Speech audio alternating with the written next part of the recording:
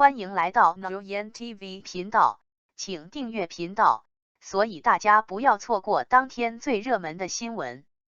我们今天的时事通讯包括以下内容：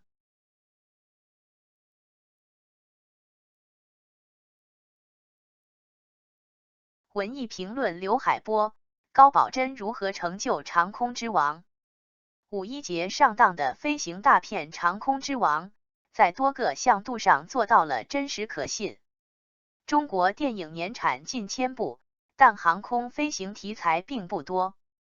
此前有过2部民航救援类的影片，2000年的《紧急迫降》和2019年的《中国机长》，但故事大多发生在机舱内，空中飞行运动的镜头只是点缀。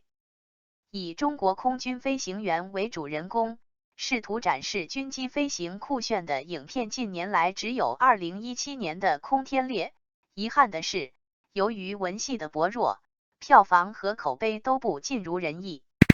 2019年《我和我的祖国》里的最后一个片段护航品质还不错，但那只是一部短片。2022年，美国航空大片《壮志凌云2》上映，使得尽快推出中国自己的飞行大片变得格外迫切。这既是为了弥补中国空军飞行题材类型的不足，也是要展示中国空军强军风采，给国民以安全和自豪。今年5一档期后，看过《长空之王》的中国观众应该会感到满意。《长空之王》之所以堪当中国空军飞行题材影片代表作，首先是得益于中国电影工业的发展，拍出了飞行员空中格斗的真实感。换言之，在硬核视听上做到了高保真。无法实现空中格斗真实曾经是中国飞行影片的软肋，就像一度无法逼真呈现战场真实限制了中国军事大片的创作。实现空战真实，既需要中国电影创作在视听语言技巧上的提升，也需要电影工业技术能力的支撑。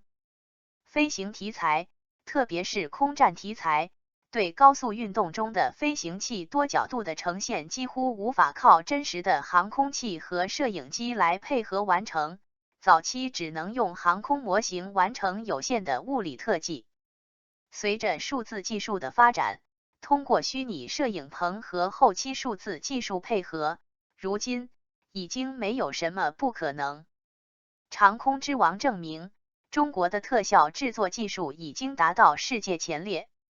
当然，影片幸运地获得了中国军队的大力支持，包括中国最新的主力战机在内，中国数代战机都在银幕上实景亮相。在此支撑下，虚拟技术才真实可信。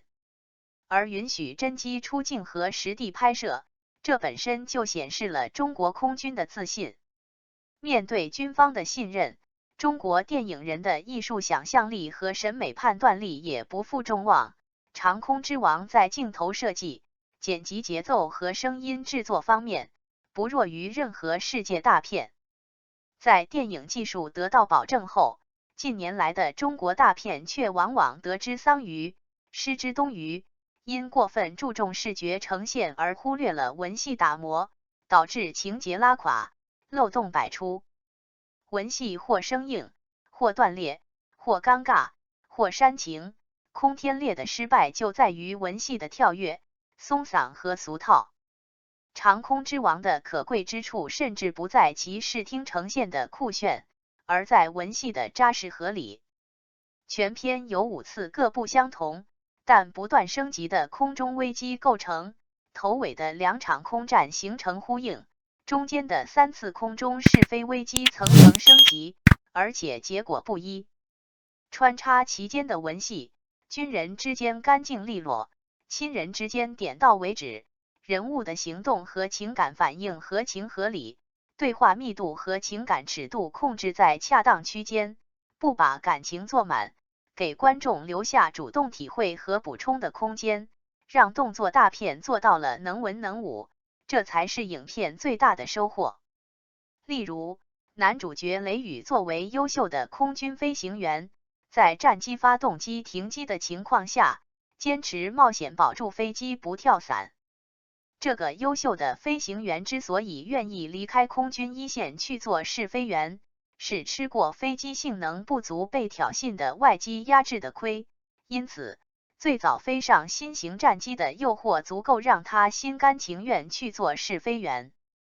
在试飞员选拔赛中，影片也没有按常规套路让主角自带光环稳拿第一，而是在与老对手邓放的比拼中屈居次席，但最终两个对手生死配合，完成了高难度的试飞任务，这样的剧情设置就有了新意。胡军饰演试飞大队大队长张挺，是影片中最出彩的角色之一，不仅因为他体现了高超的飞行技术和大无畏的牺牲精神，还通过他对徒弟雷雨严厉又垂青的爱护，对科研人员魏总工信任的玩笑，对妻子骄傲又深情的赞美和留言这3个维度的文戏，塑造了丰满又人性化的英雄形象。长空之王不是一部只在视听技术和艺术上具有开创性的类型制作，它真正动人之处是饱满又真实可信的情感。如果说此前的作品通过把主人公设定为退役军人，把故事空间设定为战乱的海外，为动作战争片类型提供了合理性，那么长空之王也巧妙地找到了试飞员这个既能展示极限飞行又不违背生活真实的故事题材。毕竟偶尔的空中挑衅或许有，但要拍中国空军参加空战不符合基本事实。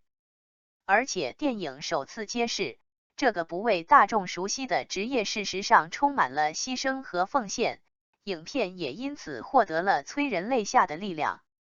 如片中人物所说，试飞员是刀尖上的舞者，他们的飞行往往要挑战飞机理论设计的极限，以生命的代价换回极限数据和设计的改进，最终确保实战中战友的生命安全。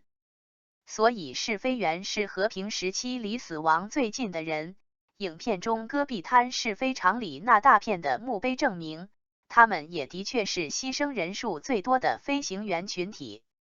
牺牲与拯救都是最能打动人的情节，长空之王充分但又恰当地调动了这些情节点，既有雷雨、张挺、邓放等冒着生命危险拯救飞机和数据，拯救战友，也有雷雨的跳伞受重伤和大队长张挺连遗体也找不到的不幸坠机牺牲。